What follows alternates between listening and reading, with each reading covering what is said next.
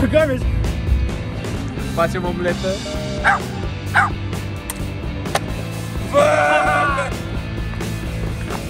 2-0. Guys, deci suntem pe canalul nostru Pecileală, Dorian Denis, primul videoclip pe YouTube anul acesta, sper că nu ultimul, și primul video ne-am gândit foarte mult ce facem, ce filmăm.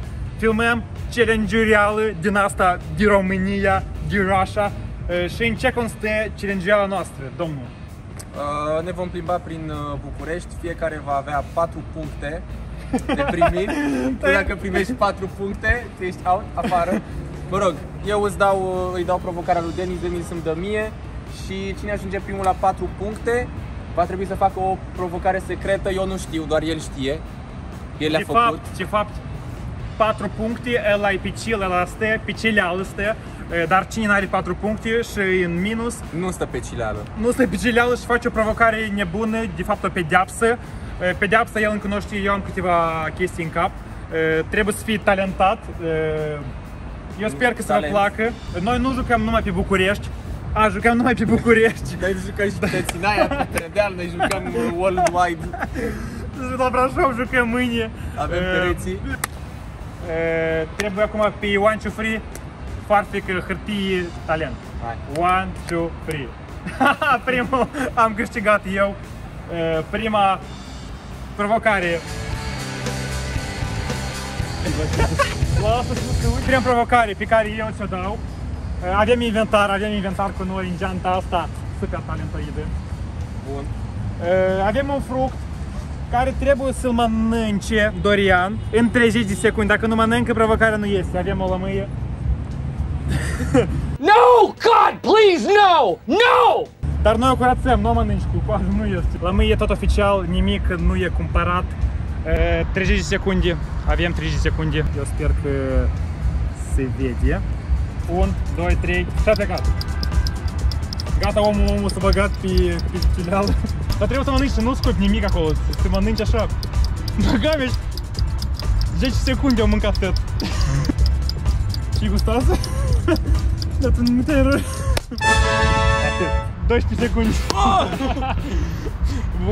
12 secunde, băi, ești talentat. Ai câștigat, ai un punct câștigat. Cum era lămâia? Bă, chiar mi-a plăcut, e bună. Lămâia chiar e bună. Mâncați lămâi, vitamina C. Aici talentat, Pecileală, nu să fiți Pecileală, trebuie să mâncați vitamina C, aveți imunitate, nu vă îmbolnăviți. Mă rog, dacă vreți să lipsiți, ziceți și voi că bă, am mâncat prea multe lămâi. Dar nu asta să fie cauza. Bă, mai e bă o lămâie. Bă, deși rapid a mâncat-o el, nu se poate! Ai mâncat în 3 secunde. Trebuia cu coajă, data viitoare cu coajă mâncat. Provocarea numero 2. Bărciu. Avem gumă Orbit. El trebuie să... Omul ăsta de aici trebuie să mănânce guma Orbit, să o scuipe și să facă un fel de Ronaldo foarfecă și să o aterizeze din nou în gură. Are 3 încercări, n-a mai făcut asta niciodată. Prima iau acolo, prima. Să o dai la piața... Da, dar nu merită. Ai vrut să o dai la Romană, ai vrut să o dai, bă, tu. Ronaldo. Mai avem o încercare. Trebuie așa să dau. Mișcarea, da. Trebuie ca la ruși. Mișcarea așa. Ca la baletă, știi? Da, da, da. Se face, uitați-vă. Se face acum.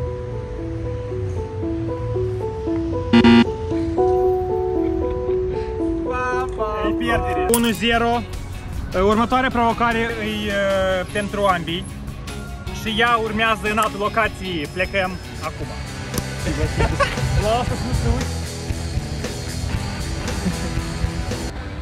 Avem 3 provocare. În ce constă provocarea? Avem noi câte 2 ouă fiecare.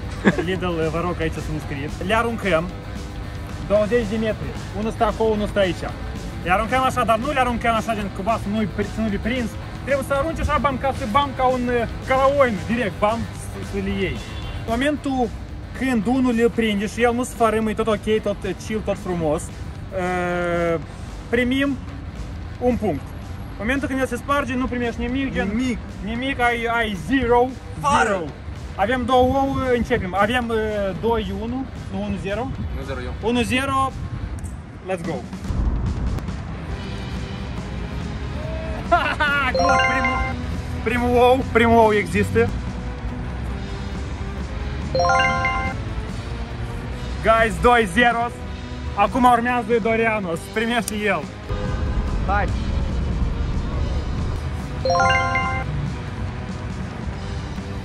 Facem omletă.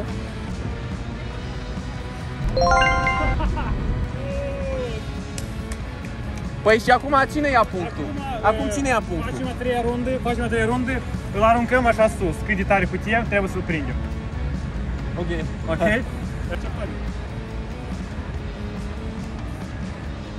Блядь, uitați-vă că se primește.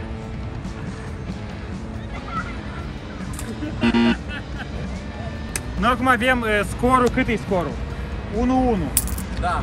1-1, acolo e pierdut o singură dată, prinsă din 20 de metri, ambele sunt prinse. Noi trebuie să jucăm un fel de tenis cu ouă din șapcă în șapcă, fără să-l atingem. Hai așa, până... El care să spargi, bă. Ia, vino încoa.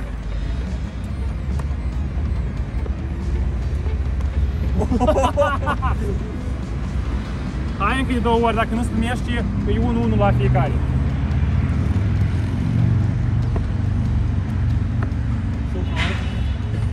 La ouă ăsta obșide. Spargem acolo ca să vadă oamenii că nu e... E fiert, e fake, e fake, e fake. Uitați-vă, cu un cadru, plecăm acolo, cu un cadru. Cu un cadru, da, să-ți operatorul aici. Uite, tot ăla. Și jos acum. Nu s-are scărie. La asta să nu se uite. Avem acum 2-2. Ne-am decis să nu mergem până la 4, că nu mai avem provocări. Dacă ceva ne scrieți în comentarii provocările care le doriți să facem noi ambii. A 4-a provocare. Aruncatul sticlii basic. Bottle flip de 3 ori. Cine ajunge la 3, acela câștigă și urmează și nebuneala noastră de pedeapsă. Băi, nu trebuie să începi. A, eu? Păi trebuie să încep eu. Câte-a dat? Ce, gata, mi-ai furat? Nu, câte una, că așa, bam, până la 3. Cine ajunge la 3? Ela. Good. 1-0.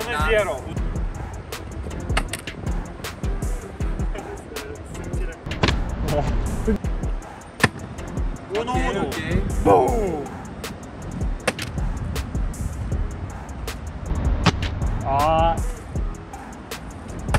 Dorian e pe 2-1, guys.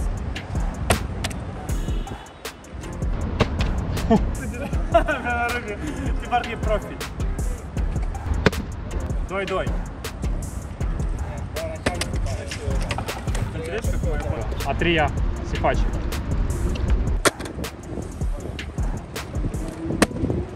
Și acum dacă eu repet, că mai departe. Vrem să repetăm.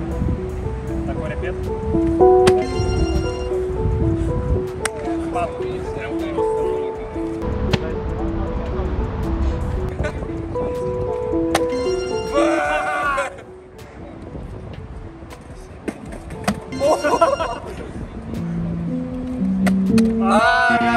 Gata.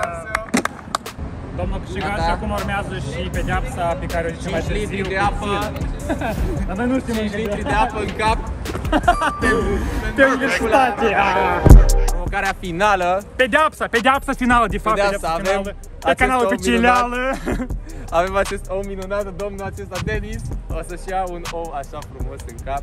Dar, ca să știți, oul este bun pentru păr, pentru scalp, pentru a crește vigurozitatea filelor de păr. Deci e bine, e bine. E calitate. Deci, eu am grijă de părul lui până la urmă.